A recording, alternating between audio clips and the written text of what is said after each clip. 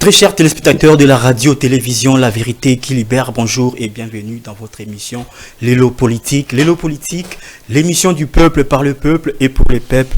L'élo politique, tel que je l'ai dit, l'émission du peuple par le peuple et pour les peuples. C'est donc parti pour les tout premiers numéros de l'année 2026 et les tout premiers numéros du mois de janvier. Pour commencer, mesdames et messieurs, très chers téléspectateurs, comme c'est le tout premier numéro de l'année, j'aimerais bien commencer avec Dieu parce que la Bible nous recommande de toujours commencer avec lui. Car commencer avec Dieu, c'est commencer pour arriver à la fin. Alors, très chers téléspectateurs, pour aujourd'hui, nous allons aborder un thème qui touche les cœurs de plusieurs d'entre nous.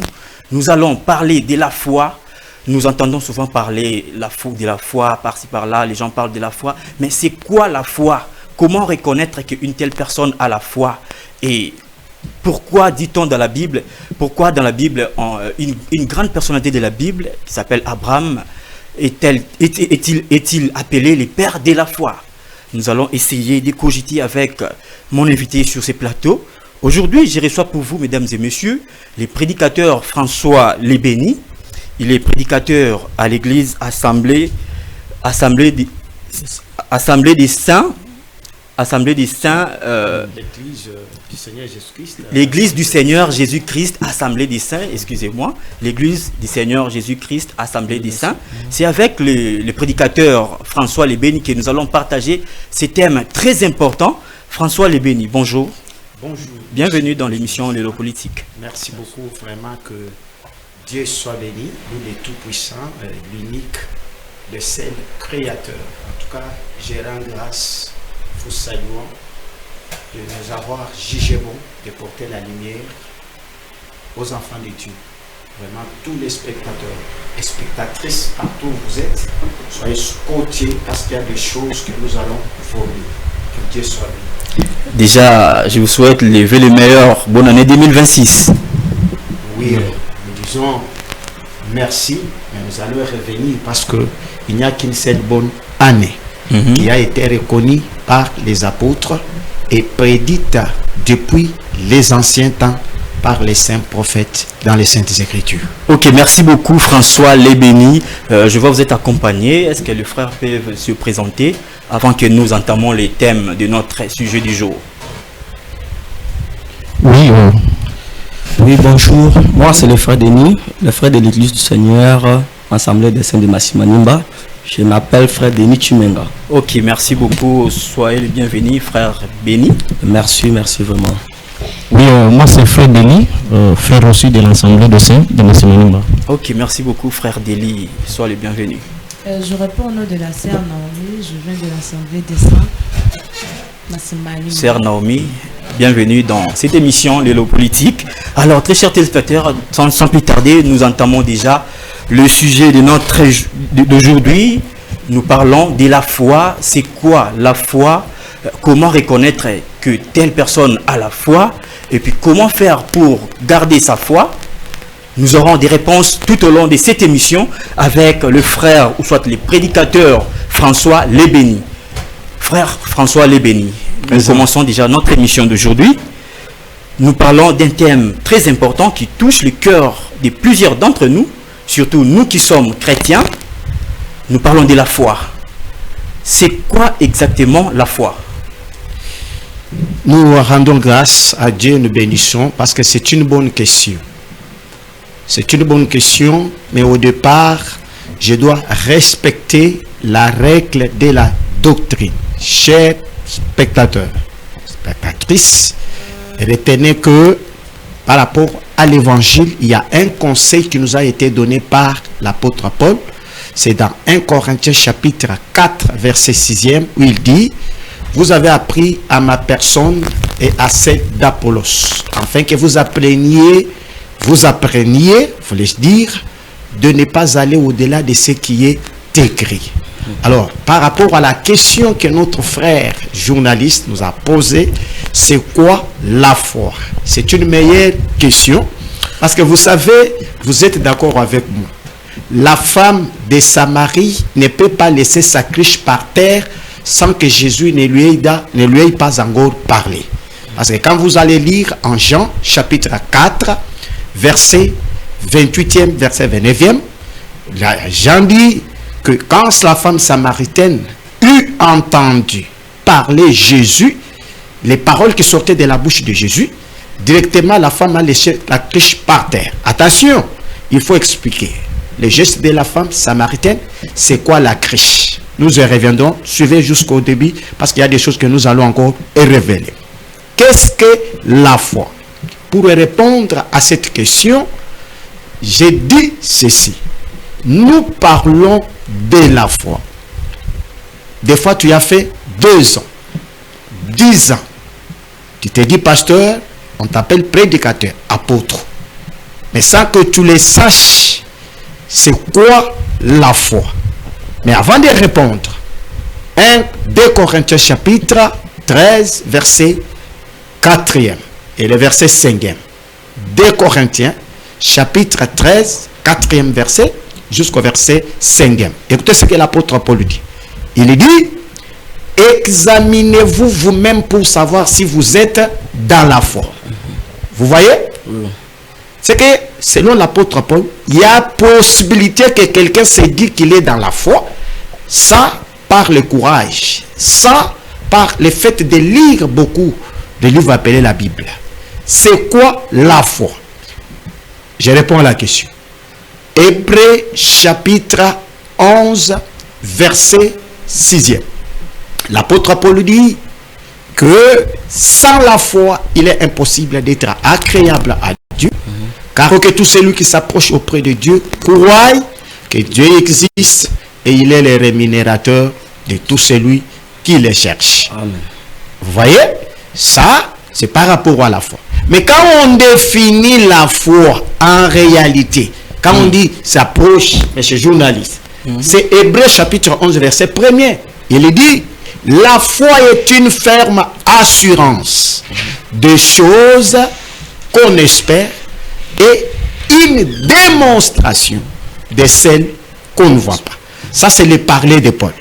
Avant d'entrer dans les détails. Parce qu'il dit, la foi est une chose, est une ferme assurance des choses qu'on espère. Il faut se poser des questions. Quelles sont ces choses qu'on espère? Et c'est le mariage. Quelles sont ces choses qu'on espère? J'ai béni le Seigneur. Comme vous posez la question, c'est pour éclairer, donner la lumière. Quelles sont les choses qu'on espère? C'est que la première question, après avoir donné la réponse, qu'est-ce que la foi? Nous avons répondu avec Hébreux chapitre 11, verset 1er, que la foi est une ferme assurance des choses qu'on espère et une démonstration de celles qu'on ne voit pas. Alors, la deuxième question est que, quelles sont les choses qu'on espère? Parce qu'ici, il y a beaucoup de choses qui se disent. Surtout par ceux qui prétendent avoir le ministère, avoir l'appel de Dieu.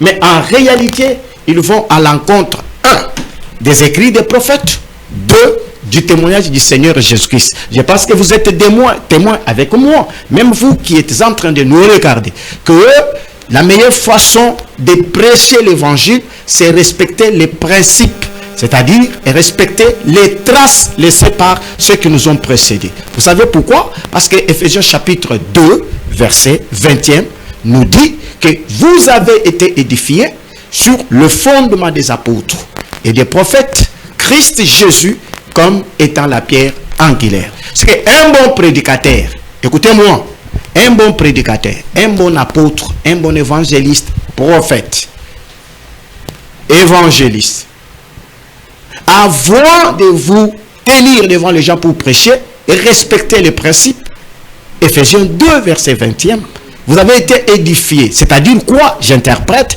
C'est que vous avez été enseignés, édifiés, exhortés par les choses annoncées par les prophètes et qui ont été confirmées par les témoins oculaires, les apôtres par excellence. Alors, pour répondre à la deuxième question, quelles sont les choses qu'on espère?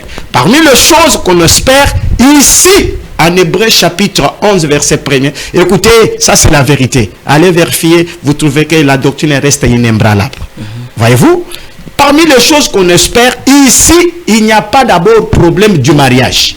Ici, il n'y a pas d'abord problème de voyage. Vous savez pourquoi? Parce que je justifie la réponse. Si quelqu'un dit que parmi les choses qu'on espère, c'est le mariage, c'est le voyage. Maintenant, regardez. La foi est une ferme assurance. Maintenant, quand les choses qu'on espère, toi tu dis que c'est le mariage, après t'être marié, c'est-à-dire que l'espérance va finir.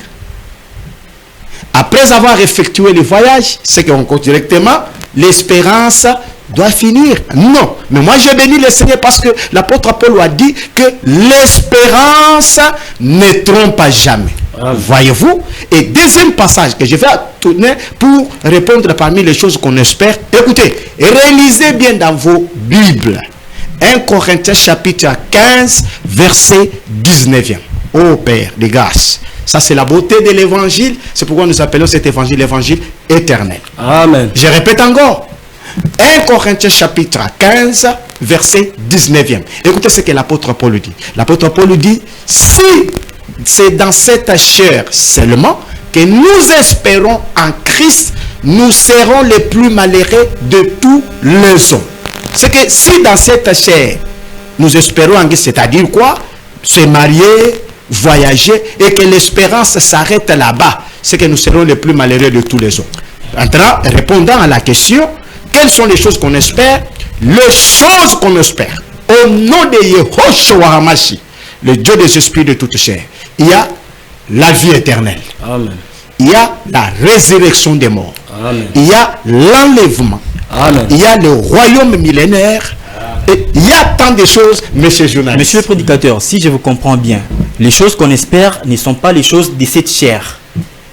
Absolument, les choses que nous espérons, ce ne sont pas les choses de cette chair. Et par là, je vais... Tant que nous sommes encore sur cette terre, est-ce qu'on ne peut pas espérer des choses de cette chair, par exemple les mariages tels que vous l'avez énuméré ici? En tout cas, c'est très important. Je vais apporter la lumière. Regardez, quand on parle des choses qu'on espère, il faut connaître et reconnaître encore que l'homme tel que nous sommes là, l'homme est double. L'homme est extérieur, l'homme aussi est intérieur. Ce n'est pas moi qui dis. L'apôtre Paul, je vois, il est en train de me donner la main d'association. Pourquoi? Il dit dans 2 Corinthiens chapitre 5, verset 1er, il dit que si c'est dans cette chair, je répète bien, 2 Corinthiens chapitre 5, verset 1er, il dit, si notre homme extérieur se détruit, mais notre homme intérieur se renouvelle du jour au jour. C'est que vous comprenez qu'il y a l'homme intérieur, qu'il y a aussi l'homme extérieur. Et Paul répète la même pensée dans 2 Corinthiens chapitre 4, verset 16e à 17e, que l'homme intérieur, l'homme extérieur. Alors, pour parler de l'espérance, comprenez qu'il y a l'espérance liée au bien matériel de ce monde. Il y a l'espérance liée, oui, l'espérance liée à la vie future. Je vous donne un exemple. Une question a été posée à Jésus-Christ. Matthieu chapitre 19, verset 27e jusqu'au verset 29e. Je répète bien, Matthieu chapitre 19e, verset 27e jusqu'au verset 29e. Regardez pour voir l'espérance, et il y a combien de sortes d'espérance dont le Seigneur a parlé. Il dit, son disciple lui a posé la question. Nous avons tout quitté. Voyez-vous? Nous avons tout abandonné. Voyez-vous? Courons-nous après toutes ces choses? Jésus a fait sortir des promesses, et c'est à partir de ces deux promesses que nous pouvons avoir aussi des espérances. Pourquoi? Jésus, quand il prend la parole, écoutez ce qu'il dit. Il a répondu aux apôtres, il leur dit, pour vous qui m'avez suivi, quand le Fils de l'homme viendra dans la gloire de son Père, vous qui m'avez suivi, vous serez assis sur les 12 trônes. Est-ce que cette prophétie s'est déjà accomplie? Parce qu'il prêchait, nous ne sommes pas. Nous reviendrons. Mais je continue avec la pensée. Et quand il continue, il dit, vous aurez des centiples. Et pour terminer, il dit, et vous hériterez la vie éternelle. Amen. C'est que vous comprenez que dans cette vie, il y a le centuple. Dans le centuple là, je vois le matériel. Dans le centuple là, je vois le voyage. Dans le centuple là, je vois les emplois qui se créent. On engage les gens. C'est pourquoi, moi, en tant que chrétien, je crois que Dieu m'a dit que celui qui ne fait pas travailler, qui ne mange pas non plus. Voyez-vous? Maintenant, pour travailler, je dois prier Dieu parce que ce n'est que Dieu qui peut me donner le travail. Mais quand je prie, je dois garder la foi et l'espérance dans le sens que celui à qui j'ai adressé ma prière est vivant et il soutient chaque chose par sa parole puissante. Ça, c'est l'espérance liée au bien matériel de ce monde. Maintenant, il y a l'espérance dont Paul a dit que l'espérance ne trompe pas jamais. Cette espérance est liée à la vie éternelle. Amen. Oui, c'est à partir de la vie éternelle que j'ai dit d'abord que la foi, comme des choses, l'assurance, des choses qu'on espère, les choses là qu'on espère d'abord, enlevez ça, chers prédicateurs, enlevez ça, mes sœurs chrétiens, mes frères chrétiens, parce que je vous ai dit, quand Paul était en train de parler d'Hébreux chapitre 11, verset 1, première précision retenue, tous les Hébreux là n'étaient pas des célibataires, ils étaient des mariés. Tous n'étaient pas des pauvres. Il y a parmi eux qui avaient de matières liées à l'argent, qui étaient élevées en dignité.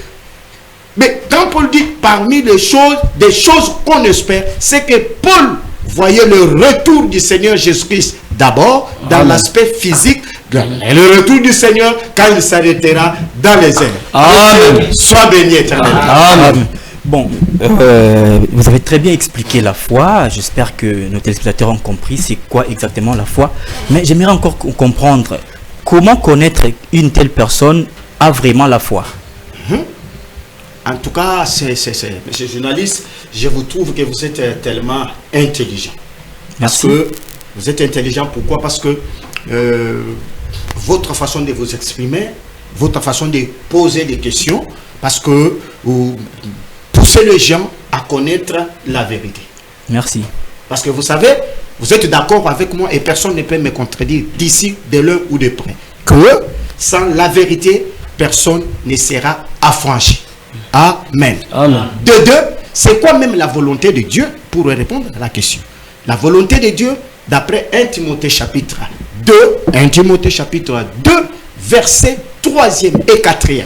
L'apôtre Paul dit, cela est bon et agréable devant Dieu, notre Sauveur, qui veut que tous les hommes soient sauvés et parviennent à la connaissance de la vérité. C'est que selon Dieu, pour être sauvé, il faut avoir la connaissance de la vérité. Maintenant, la question que nous avons posée, au nom de la vérité, comment peut-on connaître que telle personne a la foi? Oui, ça c'est la vérité. Parce qu'en commençant par moi qui vous parle, je peux dire aussi que j'ai la foi. Les frères qui nous ont accompagnés, les frères Déli, l'homme zélé de cet évangile, la sœur Naomi, l'amoureuse de la vérité, et les frères Déli, l'homme qui ne se fatigue pas pour prêter l'oreille à la vérité. Et tous ceux qui sont en train de nous écouter hier, ailleurs, même à la maison, où nous savons qu'on a besoin de connaître que qui y a la foi, et bien découvrir qui peut dire qu'il a la foi. Comme j'étais en train de dire, quels sont les signes qui accompagnent quelqu'un qui a la foi? Moi, par exemple, je peux dire que j'ai la foi. Vous, tel que vous êtes là, vous pouvez dire que vous êtes la foi. Les gens de la l'ACK, les gens des catholiques, les assemblées des saints peuvent dire aussi que nous avons la foi. Mais qu'est-ce qui prouve, suivez ça, qu'est-ce qui prouve que telle personne a la foi? La réponse est claire. Ce qui prouve que telle personne a la foi, c'est la personne qui a reçu la parole de Christ. Amen. Pourquoi? Romains chapitre 10, verset 17e. On définit la provenance, la source de la foi, l'origine de la foi. Paul dit, la foi vient de ce qu'on entend, et ce qu'on entend vient de la parole de Christ. C'est lui qui dit, ou bien qui peut affirmer, qui peut dire qu'il a la foi. C'est seulement la personne, une femme, qui a reçu la parole de Christ. Mais répondre comme ça et passer à une autre question, beaucoup n'ont pas encore compris. Parce que la parole, il y a une différence entre la parole de Christ et la parole de Dieu. L'évangile, quand vous prêchez, vous devez vous poser aussi des questions. Les pourquoi, les quand, les où, les comment et de qui il est question. C'est pourquoi je vous pose la question. D'abord, pourquoi cette différence lorsque vous dites la parole du Christ et la parole de Dieu? C'est quoi la différence entre les deux paroles? C'est très important. y a-t-il des différences entre la parole de Dieu et la parole de Christ? Vérifiez bien. On ne lit pas la Bible comme un journal. Chers prédicateurs, nous vous aimons beaucoup. D'ailleurs, que la paix du Seigneur soit avec vous. Y a-t-il des différences entre la parole de Dieu et la parole de Christ?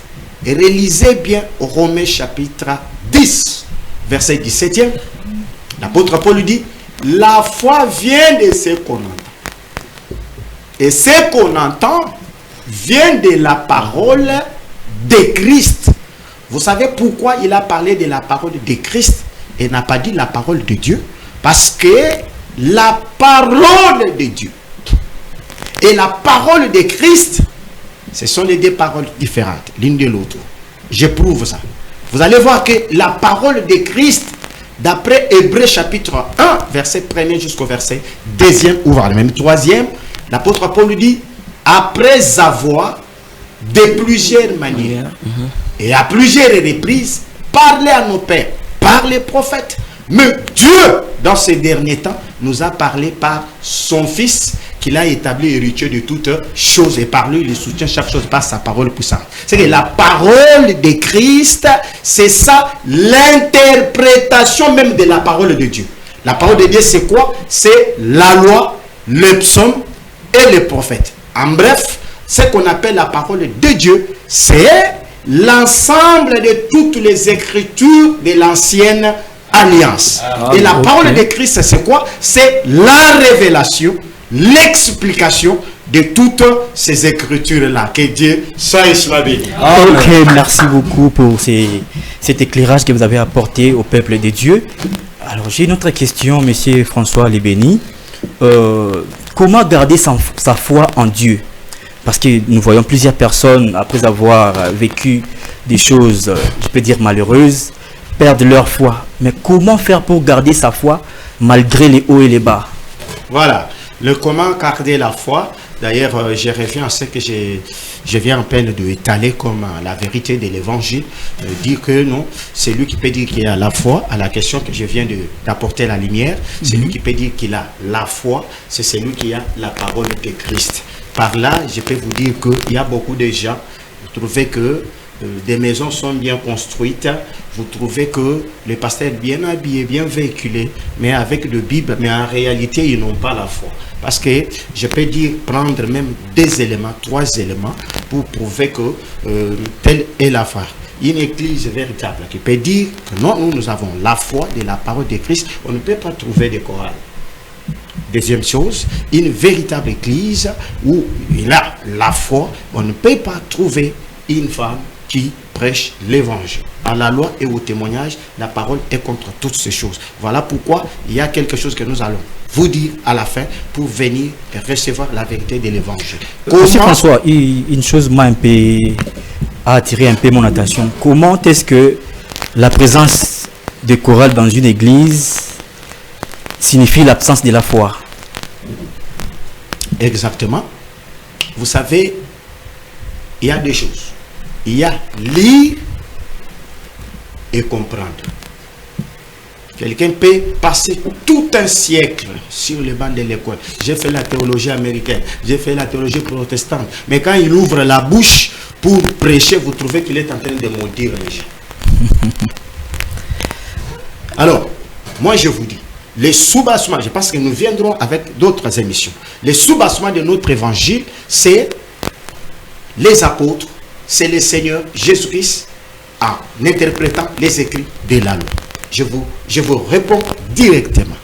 Dans l'église du Seigneur, depuis que le Seigneur a dit à Matthieu chapitre 16, verset 18e jusqu'au verset 19e, que tu es pierre et que sur cette pierre, je bâtirai mon église. Et cette église, depuis qu'elle a commencé, avec les apôtres, tout ce que nous ont précédé, il n'y avait ni chorale, il n'y avait, suivez bien, il n'y avait ni chorale. Parce que là où les gens se compliquent, c'est les psaumes 150 que nous viendrons expliquer mot à mot à la lumière de la vérité. Allez-y. Alors, que nous allons expliquer mot à mot. Et que dans l'église du Seigneur, vous ne pouvez pas trouver des chorales. Pourquoi? Parce que nous tous, quand nous avons reçu l'enseignement, au nom du Seigneur, Tous nous sommes devenus des instruments qui doivent louer Dieu. Mais il faut savoir aussi comment les louer.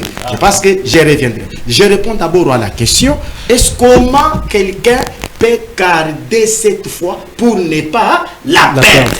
Oh, très gentil, mon cher frère. Je vous aime beaucoup. Merci. Comment quelqu'un je vous aime. peut garder la foi pour ne pas la perdre?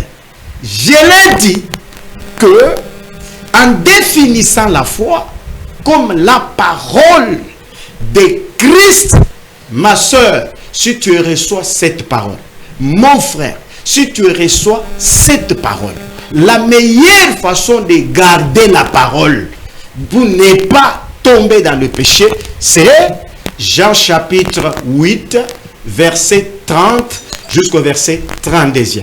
Jean écrit, dit, alors, après avoir parlé, les Juifs qui avaient cru, qui avaient entendu parler de Jésus, le dire de Jésus, crurent à sa parole. Verset 22e. Alors le Seigneur leur dit, vous qui vous m'avez cru, si vous demeurez dans ma parole, vous connaîtrez la vérité vous affranchira. Amen. Le seul moyen de garder la parole, c'est demeurer. Demeurer là, c'est-à-dire mettre la parole en pratique. Même dans les souffrances, même dans le temps chaotique, on ne pêche pas, on ne vole pas, on ne commet pas l'adultère, on reste attaché à cette parole parce que nous savons que notre rémunérateur est capable de faire tout, même au-delà de ce que nous pensons. Amen. Amen. Ok, merci beaucoup. Une autre question, toujours dans cette thématique de la foi. Dans la Bible, il y a un grand personnage qui s'appelle Abraham, qui est appelé par lui-même Dieu comme étant le père de la foi. J'aimerais savoir comment est-ce qu'Abraham est arrivé, ou soit comment est-ce qu'il a pu convaincre Dieu pour que Dieu l'appelle le père de la foi. Je bénis le Seigneur. Je suis ravi de cette question, une question très pertinente. Souffrez même quand je jette des fleurs sur vous, que les personnes, ou bien que quelqu'un ne me taxe pas mal, mais je vois comment vous êtes en train d'orienter l'émission. Merci. Et je pense que même ceux qui sont en train de nous regarder, qui nous regarderont davantage, oui, béniront le Seigneur parce que vous avez la maîtrise, vous ne vous débrouillez, vous ne vous embrouillez pas, la maîtrise de la chose. Je répète d'abord la question du journaliste. Nous avons dans ce livre Bible un personnage, une grande personne comme Abraham. Comment, pourquoi Dieu l'a appelé père de la foi? C'est très important. Et pour répondre à cette question, je ne vais pas philosopher, je vais partir doucement et lentement. Dieu ne connaissait pas Abraham d'abord en tant qu'humain sur la terre. Mais Dieu a connu Abraham depuis l'éternité. Parce que nous prêchons que si dans l'éternité tu n'avais pas été sauvé, même sur la terre, quand on te prêchera l'évangile, tu ne serais jamais sauvé. Maintenant, pourquoi Abraham est appelé père de la foi? La réponse est claire. Romains chapitre 4. Là, je vais faire les courses, la marche dans la loi et revenir. Vous allez voir que lorsque on parle d'Abraham, père de la foi, au Romains chapitre 4, verset 9e, prenez les versets 11e et le verset 10e. 11e et le verset 12e, voulais-je dire. Vous allez voir que à qui ce bonheur? Ça, c'est le verset 9e. L'apôtre Paul commence à parler. Parce que quand il a appelé Abraham, Paul dit, il l'a appelé d'abord quand il était incirconcis. Amen. Amen. Et quand Abraham est circoncis, vient, accepte la parole de Dieu qui lui a dit, d'après Genèse 12, tu iras dans les lieux où moi, l'Éternel, je t'indique. Après avoir obéi, Abraham a été circoncis les mêmes jours avec son fils. Maintenant, Paul explique pourquoi il est père de la foi. Il dit, il a été appelé incirconcis afin qu'il soit père des incirconcis. Amen. Amen. 2. Et circoncis, qu'il devienne aussi père de ceux-là qui ont reçu la circoncision, bien des circoncis. Vous comprenez que le même Abraham devait être père des incirconcis. C'est ça l'état où, avant de recevoir la paix. Quand il reçoit l'appel de ces circoncis, Dieu voyait deux périodes. D'abord, je vais vous dire, pour votre information, que tous ceux qui nous regardent maintenant, je vais vous dire, selon la loi de la science, selon la médecine de ce monde, ce n'est que l'enfant, le fils, qui peut être circoncis. Mais moi, je vous dis au nom du Seigneur pour l'éprouver, dans la parole de Christ, même les femmes doivent passer à la circoncision. Comment et pourquoi? L'événement vous attend. Les jeunesses vont vous dire, afin que vous ayez la réalité sur toutes ces choses. Mais je continue. C'est que Abraham, en tant que père, il devait être père des circoncis. Il devait aussi être père des incirconcis. Je reviens dans la loi pour comprendre ça. Lorsque vous lisez Genèse chapitre 15, verset 5, Dieu dit à Abraham, maintenant il écrit, il dit, après l'avoir conduit dehors, qui lui avait conduit dehors, c'était l'Éternel Dieu. Il lui dit, peux-tu compter les étoiles du ciel? Il y a beaucoup de choses qu'il faut expliquer. Maintenant, il faut expliquer pourquoi il sort dehors. Il était où? Est-ce que Dieu n'était pas capable, même dans des songes, dans des visions, de montrer à Abraham les étoiles pour qu'Abraham compte? Mais pourquoi il devait l'amener dehors? Maintenant, quand vous prenez Éphésiens, Genèse chapitre 17, vous commencez à descendre, verset 1er, vous descendez. Écoutez maintenant ce que Dieu dit à Abraham. Dieu lui dit, ta descendance sera comme les étoiles du ciel. Je rendrai ta descendance comme les étoiles du ciel. Il ne s'arrête pas là-bas.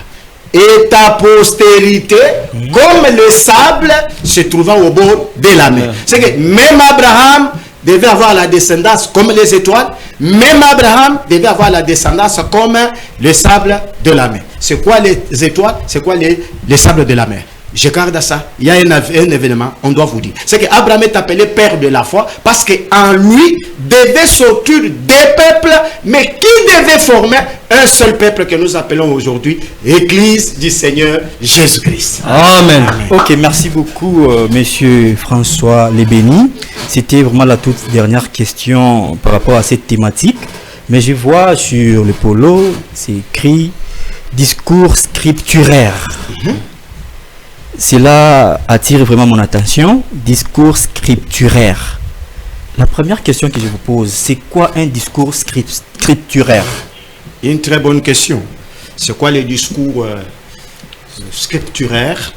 Parce que, vous savez, il y a des gens, quand on parle de discours, ils voient des meetings, surtout des politiques. Des politiques, ils voient un discours. Non, non, non. Nous sommes habitués seulement avec la campagne d'évangélisation. 21 jours de jeûne et prière, 100 jours, patati patata. Ce sont des choses qui ne se marient pas avec la vérité. Repentez-vous. L'heure est grave. C'est l'heure où la trompette de la vérité est en train de sonner. Vous voulez dire que les discours scripturaires et les campagnes d'évangélisation, les séminaires, les symposiums sont différents? Toutes ces choses-là, toutes les énumérations, là, tout ce que vous avez énuméré là, il faut poser la question à ces pasteurs-là que vous avez puisé ça, ou vous vous basez sur quel passage des Écritures, des prophètes, patati patata. Donc vous êtes en train de dire l'organisation des séminaires, des campagnes d'évangélisation ne sont pas bibliques. L'évangile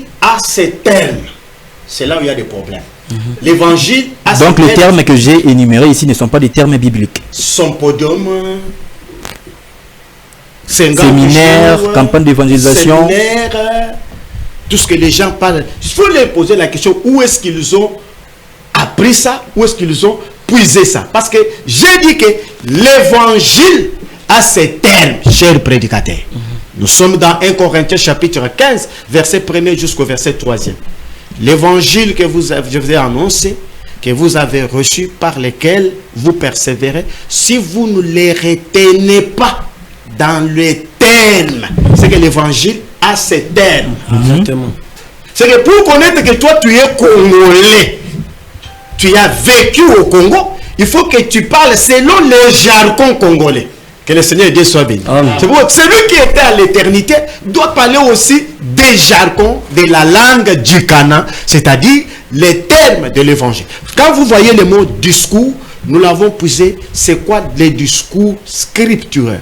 Le mot discours veut dire tout simplement que c'est l'enseignement du Seigneur Jésus-Christ, ou encore la prédication. Et regardez, lorsque vous lisez Matthieu chapitre, vous lisez Matthieu chapitre 7, verset 27e jusqu'au verset 28e, Jésus parle. Maintenant, quand il écrit, Jean-Matthieu écrit, il dit que les gens furent frappés de ces discours. Alors, quels étaient les discours que Jésus tenait qui avaient amené ces gens-là, ou bien qui avaient frappé ces gens-là? Le discours du Seigneur, c'est Luc chapitre 24, verset 44 et 45, où il dit, c'est ce que je vous disais lorsque j'étais avec vous, qu'il fallait que s'accomplisse tout ce qui est écrit de moi, dans la loi, dans les psaumes et dans les prophètes. C'est que le discours, selon nous, la pensée de Dieu que nous avons reçue, c'est la révélation des mystères cachés depuis les temps jadis. Que le Seigneur Dieu soit béni. C'est pourquoi vous allez voir même l'apôtre Pierre dans Actes des Apôtres chapitre 2 verset 37e. Actes chapitre 2 verset 37e. Quand il parle. Maintenant, Luc qui a écrit le livre d'Actes des Apôtres, il dit, ces gens furent frappés de son discours. Et après, ils demandèrent à Pierre, que devons-nous faire, hommes frères? Était frappé de quoi? Des discours, chers prédicateurs. Et regarde les discours que vous avez tenus, vous êtes en train de tenir maintenant devant les gens. Ce n'est que tu te marieras, ce n'est que tu voyageras. Il y a des assemblées qui existent jusqu'à maintenant, ils n'ont jamais parlé du retour du Seigneur. Nous n'avons jamais touché les 7 sceaux, la révélation des 7 sceaux. Nous n'avons jamais touché la résurrection des morts. Ce n'est que celui qui pense,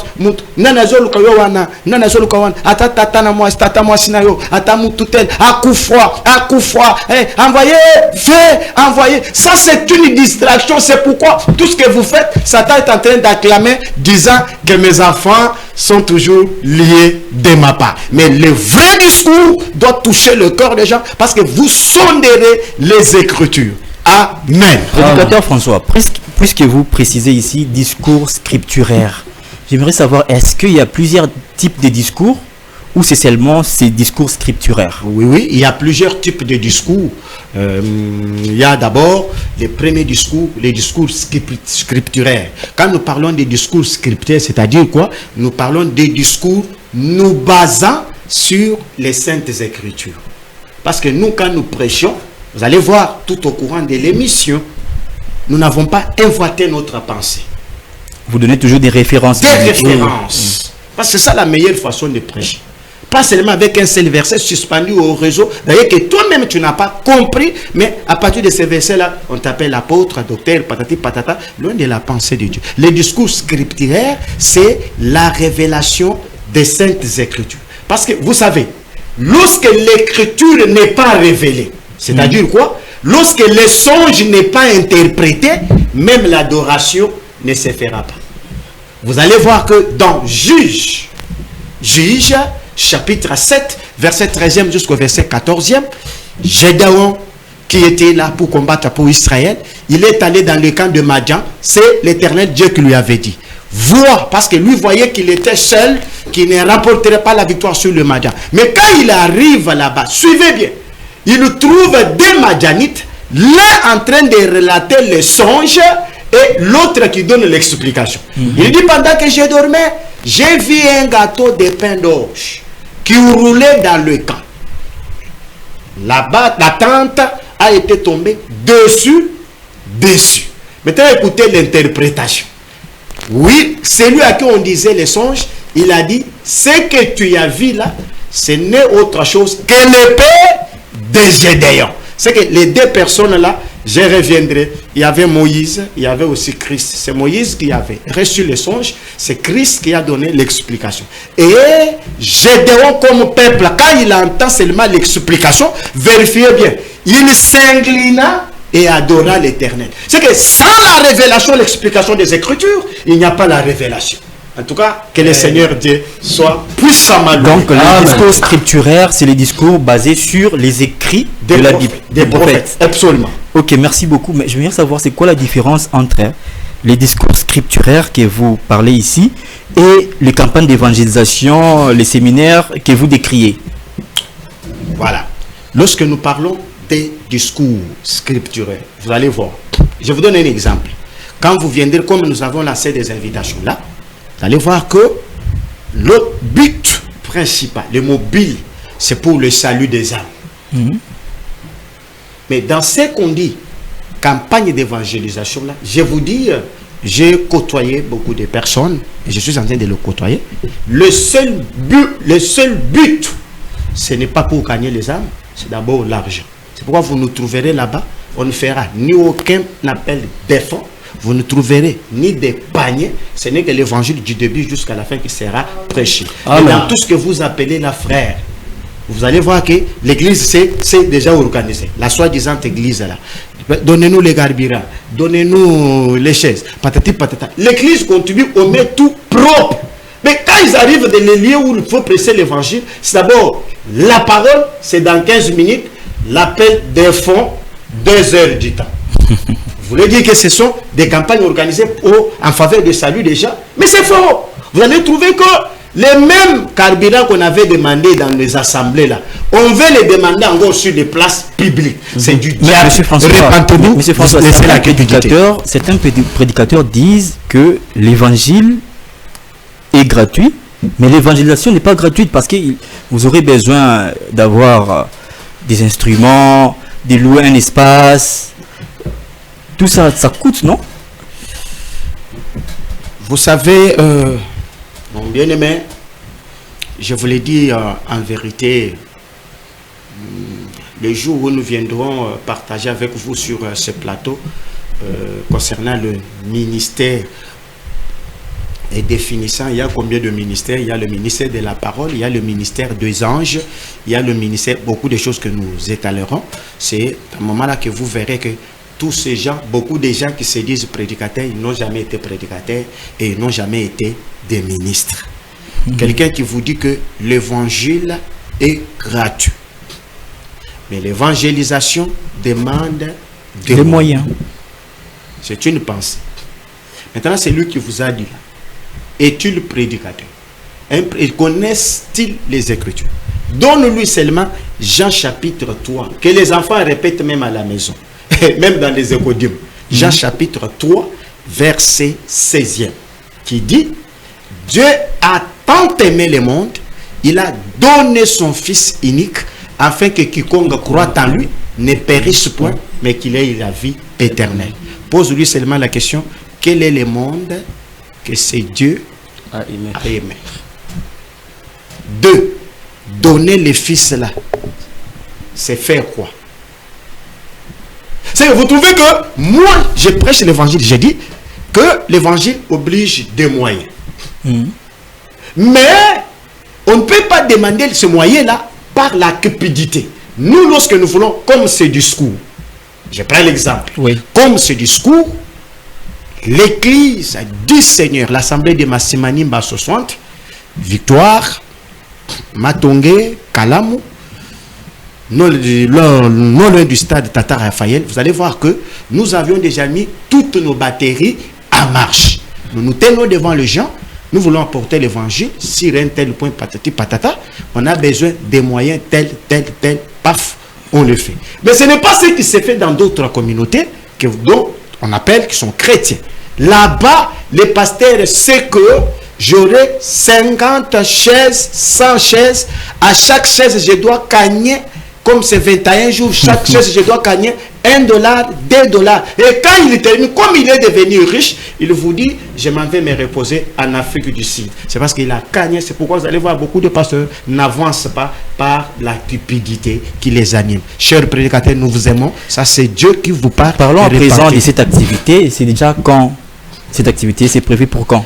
Oui, les discours tels que vous êtes en train de les constater, le discours aura bel et bien lié les 17 et les 18 de ce mois. 2 jours. 2 jours. De ce mois de janvier. De ce mois de janvier, bien sûr. Ah oui, ça sera 15h30. On vient, ce n'est que la parole. C'est où le lieu? C'est où? Oui, les lieux où ce discours se tiendra, va se tenir. Prenez l'adresse. Nous sommes dans la commune de Kalamou, quartier Matonge, avenue Massimanimba 60, non loin du stade Tata Raphaël. Vous avez besoin de nous avec l'autorisation de journalistes. Nous vous passerons nos numéros pour nous atteindre et partager. C'est très important. Et quel est le message que vous donnerez au peuple de Dieu qui nous suivent pour qu'ils viennent à cette activité? En tout cas, insistant de l'invitation, mon bien-aimé frère, ma bien-aimée sœur, chers hommes de Dieu, vous tous qui aimez la vérité, parce qu'il faut toujours apprendre. C'est très important. Le message, c'est-à-dire la pensée, les thèmes, comme disent les gens, c'est le fils de la femme adultère. Le fils de la femme adultère, une pensée, grand thème qui sera étalé ensemble avec la présence de Moïse, d'Ésaïe, Habakkuk et les frères Paul, les autres seront présents. Vous avez dit le thème, c'est le fils de la femme adultère. Le fils de la femme adultère. Je pense que ça doit attirer beaucoup de gens. Parce que les gens se sont Moi déjà, ça attire mon attention. Parce que je ne comprends pas comment vous voulez inviter les gens pour leur parler du fils de la femme adultère. Ah oui, oui, ça doit attirer les gens parce que les gens se sont habitués avec des pensées là, campagne d'évangélisation. C'est quoi spécial, les femmes stériles doivent mettre au monde. Et regarde seulement, même les intellectuels, les généraux sont là, frère. C'est quoi la pensée que nous allons expliquer? Mon passeport doit être récupéré. Ah, cher prédicateur. C'est quoi le thème 21 jours, 51 jours? Non, non, non, non. Que c'est lui qui est le nom de celui qui te combat. Et regarde les histoires. Mais nous avons abordé ça parce qu'il y a la pensée de Dieu cachée en ça. Nous allons expliquer, écoutez bien, nous allons expliquer, ou bien nous expliquerons, qui est la femme adultère selon la pensée de Dieu. Mais n'oublie pas, le concept femme selon Dieu veut dire quoi?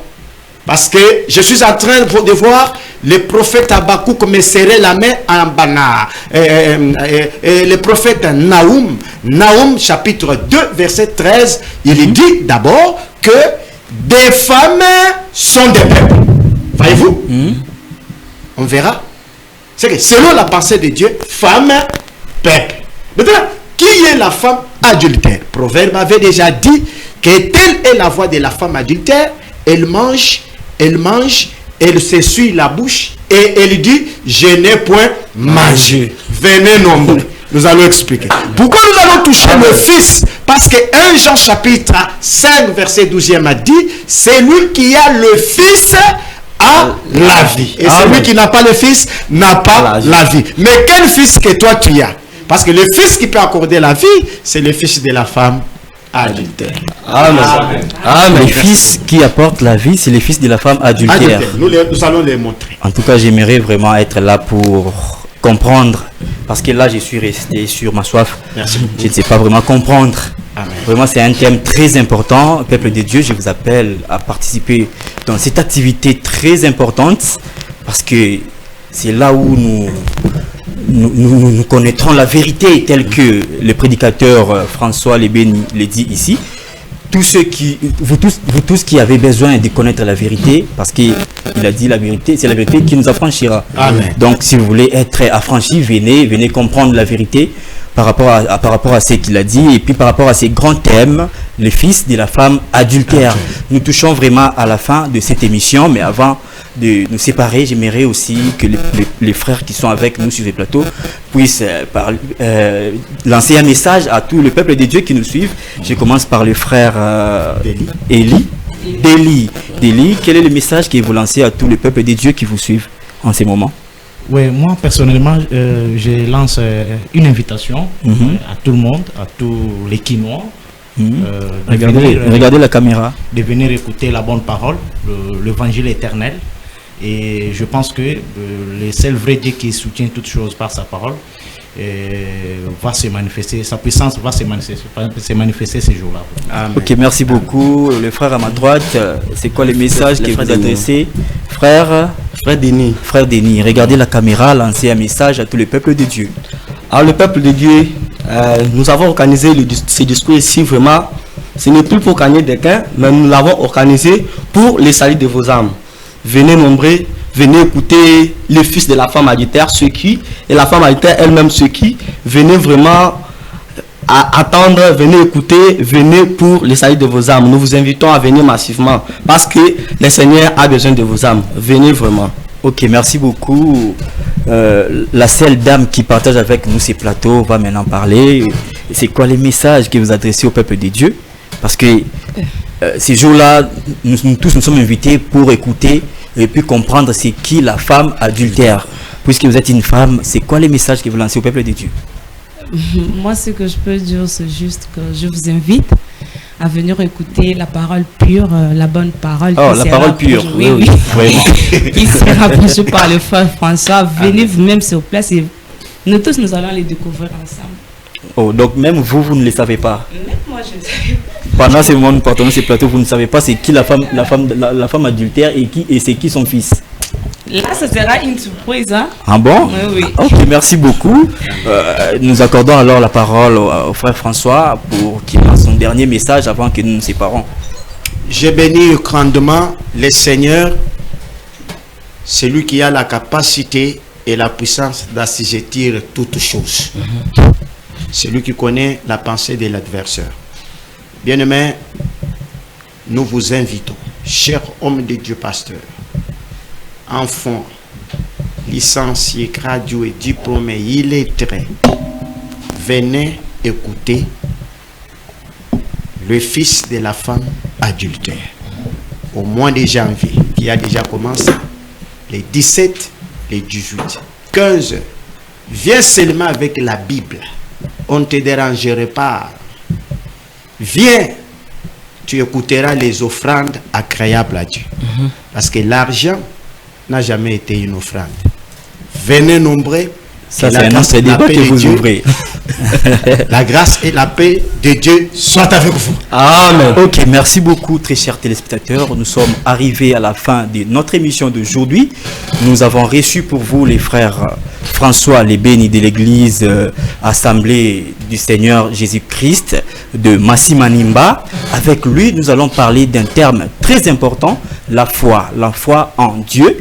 Il a expliqué c'est quoi la foi, comment reconnaître une personne qui a la foi, comment garder sa foi, et puis il nous a expliqué comment est-ce qu'Abraham est-il arrivé à être appelé le père de la foi. Ensuite, ensemble avec lui, nous avons abordé la question de cette activité qu'ils vont organiser le 16, les 17 et les 18 janvier, les 18 janvier j'allais dire, sur cette thématique, j'allais dire, les fils de la femme adultère. Alors venez nombreux, les 17 et les 18 janvier. Vous allez comprendre de quoi s'agit-il. C'est qui cette femme adultère et c'est qui ces fils de la femme adultère et qu'est-ce qu'il va apporter dans nos vies. Amen. Les fils de la femme adultère. Venez nombreux, moi-même je serai là pour comprendre ensemble avec vous. Nous allons entendre ce que le frère François Lebeni a gardé pour nous par rapport à ces thèmes très importants, par rapport à ces thèmes qui touchent vraiment à nos vies. Nous serons tous bénis. Moi-même, je serai là. Venez nombreux, venez nombreux. C'est à... C'est dans quel quartier? C'est quartier Matongé. Matongé, avenue Massimanimba, commune Kalam, non loin du stade. Non loin du stade Tata Raphaël. Nous serons là déjà à 15h juste et nous commençons. Venez nombreux. Alors nous sommes arrivés à la fin de cette émission. Merci de l'avoir suivi. Je ne saurais pas vraiment remettre l'antenne au réalisateur sans pour autant saluer mes téléspectateurs les plus fidèles. Il s'agit de Léo Kapiamba, Eric Diombo et Cridul Preux qui nous suivent chaque jour, qui nous soutient aussi dans cette émission. Merci pour vos soutiens que vous ne cessez d'accorder à cette émission et surtout l'attention qu'il faut nous apporter chaque jour. Merci. Merci à tous ceux qui nous ont suivis. Merci à tous les téléspectateurs qui nous ont suivis depuis leur maison, devant leur poste récepteur pour nous écouter. Nous sommes arrivés à la fin. Prenez rendez-vous avec nous les mardis prochains à la même heure sur la même chaîne. Mais en attendant, suivez la rediffusion à 20h juste. Au revoir. À la prochaine.